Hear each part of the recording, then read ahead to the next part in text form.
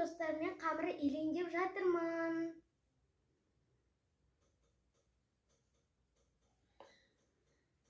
Бірінші жұмыртқаны саламыз.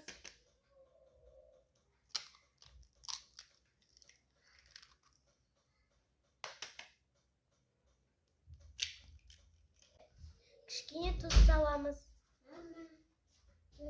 Жақсылап араластырып илейміз.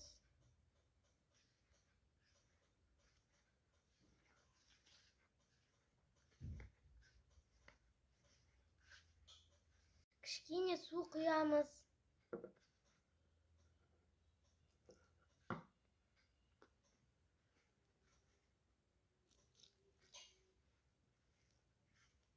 Аз-аздан су құйып, қатты илейміз. Бұл бешбармақтың қамыры.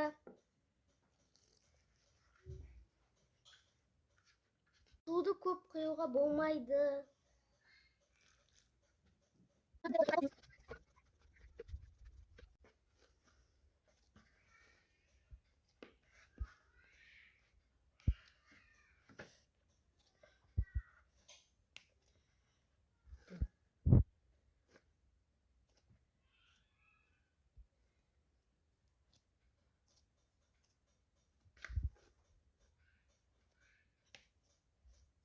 Қамырды екіге бөліп, тағы илеп аламыз.